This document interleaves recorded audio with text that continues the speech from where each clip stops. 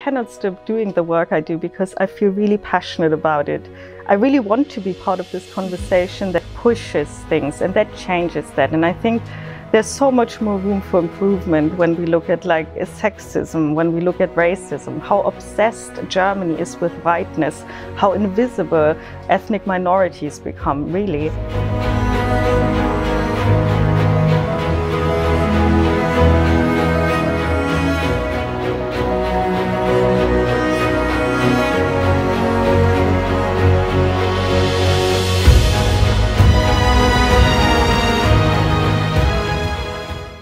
Hello and welcome to Faces of Munich, Inspiring Talks. Our goal with this show and this company is to introduce you to the leaders in their field and the ideas that will actually help you to execute on your own dreams. Our guest today is a very impressive female entrepreneur. Her name is Dr. Graefer and she's the founder of GenderIQ here in Munich. She's also a researcher and a consultant. So we're very happy to have you here with us today, and thank you for your time and for sharing your story with us and our audience. Thank you for being invited and for this kind introduction. Thank you very much. So, Anne, you started your company almost 2 years ago. Why did you build your company and what is your why behind that? So, GenderIQ is really motivated by my training as a gender and media scholar. So for the last 10 years, I was teaching and researching stereotypes and prejudices within society and how media actually influences that. So how do they circulate within society through media? And I would say the actual impulse for finally founding GenderIQ was really the butcher opposite of my apartment, because after we moved from the UK back to Munich, I one day step out of my apartment and I see the most sexist advertising you can imagine in his shop window. So he was using basically a woman in a dirndl eating very seductively a sausage, like nobody would ever eat a sausage, to sell sausages. And then I thought in my head, okay, if we are still here in 2018, at this point where we think we need this kind of image to sell sausages, then there's a lot of work we can do. I believe in that too, because I totally agree with you. You eat a sausage in a normal way like everybody else does it. Yeah, it's very unnecessary, very unnecessary. Totally agree. And I would like to know, because now you have, in the meantime, gained a lot of experience with your customer. How is this topic seen by the companies here in Germany, for example? And is this still a very difficult topic or very sensitive topic? It's definitely a sensitive topic for various reasons. Because obviously, what motivated me was not the picture per se, but much more the idea that it's okay to be like that, or to talk about that, or to represent people like that.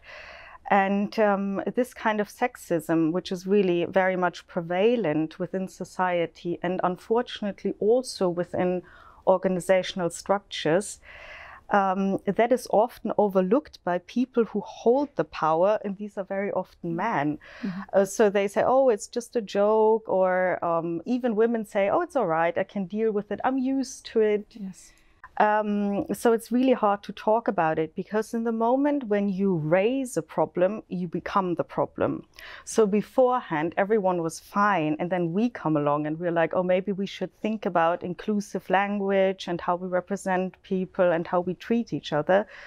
And people don't necessarily see that immediately. They don't see why this is actually good for their company, why this is good for their workplace culture. And how it actually makes people feel uncomfortable on a daily basis, mm-hmm. which then again affects their productivity and how much they're motivated to show up every day at work. Who is your ideal customer in this topic? So it usually works like this, that we do not convince people that they need that. So they come to us. And they say, okay, this is the situation, we are interested in this and this, or we have a problem with this and this. And then we think with the customer together how we can approach this situation. And very often we have to start on a really high level approach. So we really have to start with getting people to think about their own experiences and how certain things make them feel, and to really create an awareness of what is actually happening. So for us, it's really important that the client comes to us, tells us the situation, and we then act upon it in a really tailor-made fashion, so to speak. So it always depends where the individual client is. This is where we go and we try to help. So your clients are not just bigger company, can be also smaller company or middle-sized companies. There is not just a size that you measure your clients on. No, it's really, we have non-profit organizations, we have very big companies, we have small companies, research institutions, all sorts of clients, really. From your experience, is this a process that takes a lot of time to be, like, from knowing we have a problem or we want to change this until bringing your expertise, moving with the first steps and finalizing the process? Is this a long-term process or it's a short-term? It's a lifelong process, unfortunately. So the thing with structural discrimination like sexism or racism or homophobia, the problem is that these things are ingrained in our institutions because we as individuals are like that. We are raised in a sexist, racist society, so we perpetuate that through our doing and through our talking, every one of us. And what we can do is just to be like aware of it and really try to find ways around it and to do better. But this is a really long process. So I think what is a good step for a company in the first place is to open up the conversation about that and to say, we really want to do differently, we want to do better. And this is a process like anything, like nothing in a company ever stops. Like product development is never done, marketing is never done, and so is company culture. It's never done because people change, attitudes change, the way of life changes. And as a company who wants to be successful, you need to be on top of that. And it can't be that you run your company as if we are stuck in the 50s. It's true, very true. What makes, from your point of view, a good customer relationship? I think it's a certain kind of openness about what we want to achieve and how we will achieve it, and being very transparent about what can actually be achieved and what we need to do. And the very important ingredient is, I would say, mutual respect. Because when I started GenderIQ, I promised myself that I would never work for someone who I do not respect and who doesn't respect me back. So it's very important to meet on eye level and not to think that you are just buying a service or something like that. It's more, you're buying a new attitude, you're buying an awareness, and you need to really treat everyone as equal. That's very important. I would like to know from you, because you started your company almost 2 years ago, and this is a very sensitive field and a very sensitive area still nowadays. It was for you, for sure, not every time a very easy way to bring your topics to the customers, and also to bring the problem on the table, because no one wants to see actually the real problem. We just maybe take or think, oh, it's a problem, but not this month, not this year, maybe next year. Why didn't you still stay on your business, and why didn't you give up on the way? What makes you carry on? Everyone I talked to, this was really it was so obvious. The minute I said, oh, I have GenderIQ, you know, we help companies to create a better workplace culture, and people just ripped loose. And I got stories and stories over stories from what people told is like their daily work experience. And this is really upsetting. And it's unnecessary as well. And you also have a lot of women, for instance, who when they get the chance to leave work because of children or whatever, they take that chance because it's really not nice going into work every day. And then when they try to motivate themselves to go back into the race and they read the job descriptions, then they say, you know what, I rather not, because it's not inviting. You wouldn't want to go somewhere where you are invited in this way. So I think there's really a lot we can learn about how we can value people, how we can, because we want to value people we work with, right? Everyone brings something to the table, and how we just want to work in a better climate, really. Yes, it's also to keep your people with you, because they're good people, they should keep it with you. Exactly. That's, yeah, it's really very astonishing, and I heard so many stories, and that motivated me a lot to hear that, and also prevented me from applying for jobs, to be honest. Because I was like, why would I do that? Why would I do that to myself if I don't have to? Yes, of course. That was also when I heard you in the beginning saying that, I had a big deja vu, honestly, and that's the reason why we are very happy to have you here with us today to bring this topic on the table, because it's so important.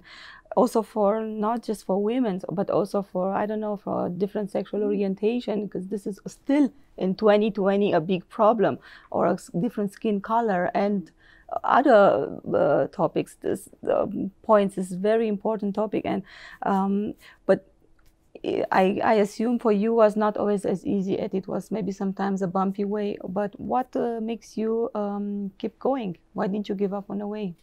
I think I cannot stop doing the work I do because I really believe it, and I really want to be part of this conversation that really makes a change in this way, because I'm not happy how white this country is, and how sexist we are, and how racist we are, and how narrow-minded we are in many respects.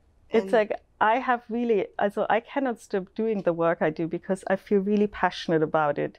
I really want to be part of this conversation that pushes things and that changes that. And I think there's so much more room for improvement when we look at like sexism, when we look at racism, how obsessed Germany is with whiteness, how invisible ethnic minorities become, really.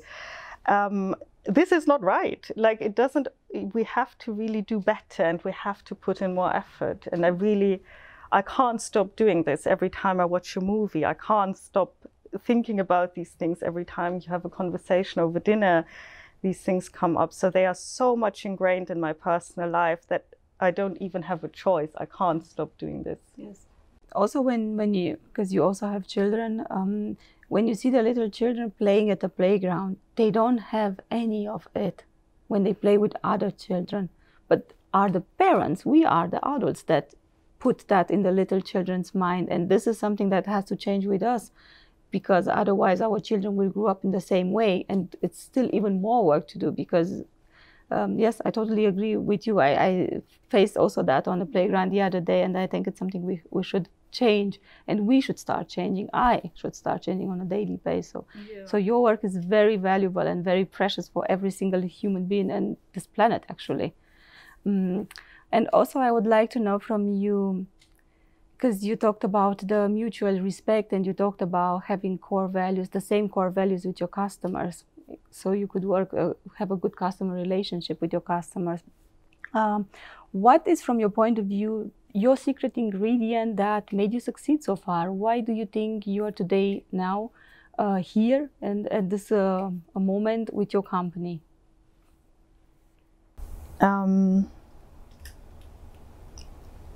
I think there are a few things to that.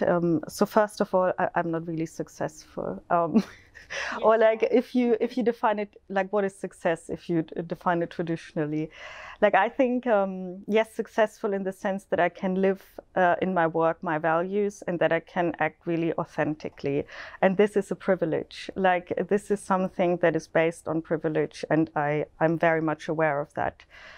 And I think people work with us, or they choose us because when they talk to us about a situation or a problem they are facing, when we get into the conversation about it, they can see themselves. They can recognize how what I say reflects with their own experience, how it resonates with them in a certain way. And then they feel understood. And I think this is the point where you then think, okay, now we can start unwiring after we laid the ground and we see we're on the same page. You're still in the beginning, even if your company, it's not it's not started yesterday, but what would be three private tips from you, which you give to a starter that now listen to you and is watching you and would like to start a new company? What do you say to a starter, like 3 tips from your point of view? So it's very difficult to give like a general advice, something that applies to everyone. But I think 3 things that helped me along the way was be patient and be kind to yourself, because things might take longer than expected. So don't think that things have to work crazy quick. Enjoy the ride if possible. Stick with it. Like try to really listen to yourself and follow through. It doesn't matter what other people say necessarily, because they have their own agenda, why they say certain things or why they experience it a certain way. For my lady friends out there, my last tip would be do everything you do with the confidence of the average white man and you'll be fine. Thank you. Talking about the average of a white man, you published the other day an article about the masculinity contest culture. Could you please tell us a little bit more about this and what do you exactly mean? What's your message with this article? So the concept of masculinity contest culture comes from a series of studies in 2018. And what the researchers did was that they went into companies and they tried to measure what companies do or what they have that makes them particularly toxic or hard to work.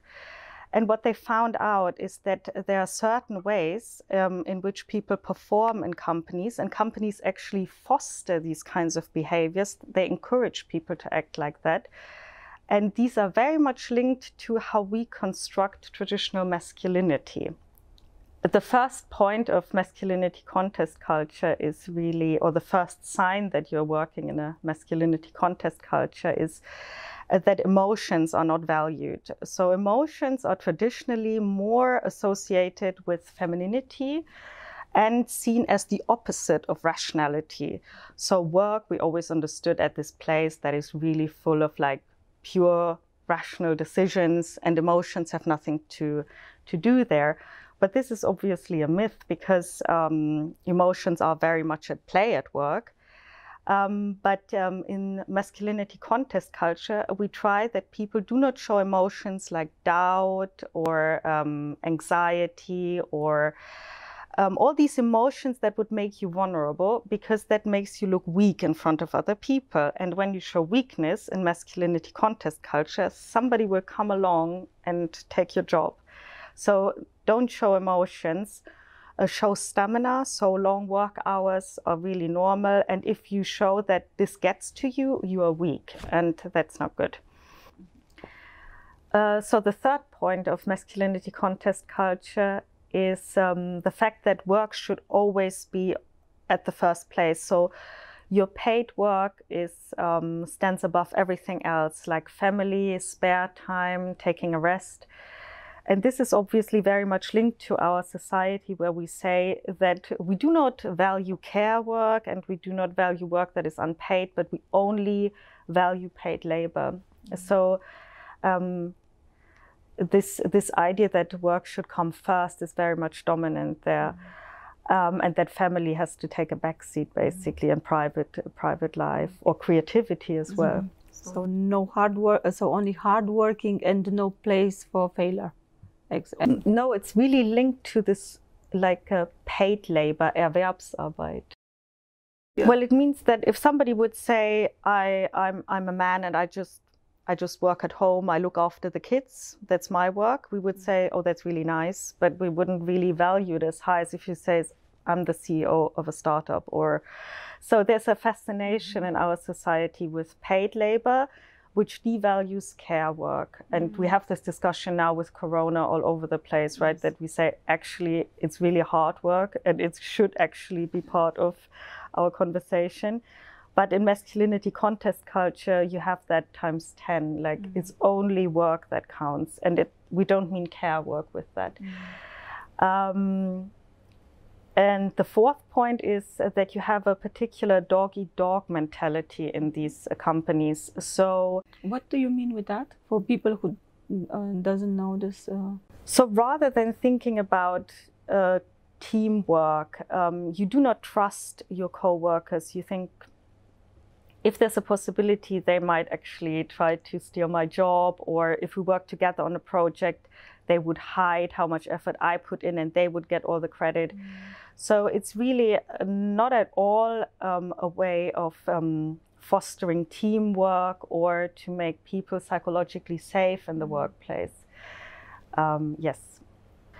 And the thing about masculinity contest culture is also that people sometimes say, well, is it really just men who act like that? Because I had a female boss and we had exactly the same things in our company.